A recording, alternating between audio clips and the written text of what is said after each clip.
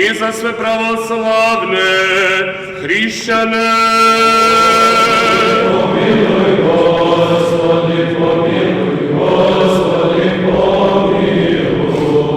Još se molimo za najsvetijeg patrijarha našeg Jovana, za najsvetijeg patrijarha našeg Ikeja.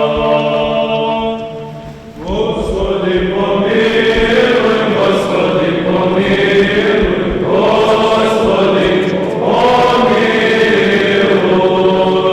Još se molimo za ovu svetu obitelj i za Igmanove svete obitelji, visoko prepodobnog oca našega Savu i za svog Hristu bratstvo njegovo. Pomiluj, Gospodi, pomiluj, Gospodi, pomiluj.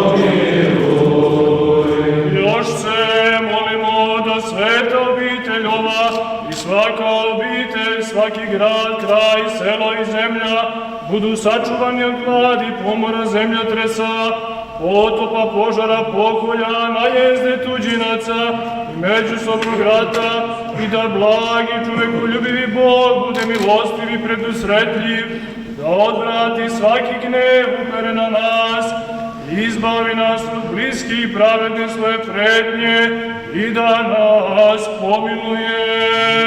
Gospodi, pomiluj, Gospodi, pomiluj, Gospodi, pomiluj. Još se molimo da Gospod Bog usliši glas moljenja nas grešnih i da nas pomiluje.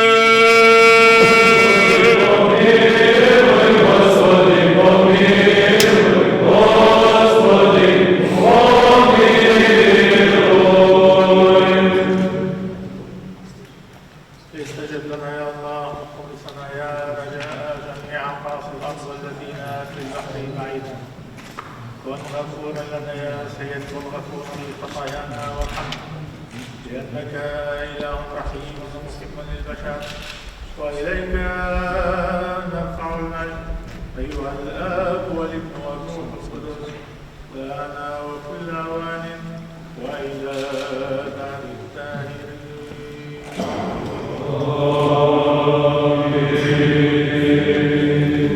Najsvetije i visokodostojnom Gospodinu Jovanu, Božijom milošću pravoslavnom patrijarhu velikoga Božijega grada Antiohije, Sirije, Arabije, Kilikije, Gruzije i Mesopotamije i svega istoka, mnoga jajeta.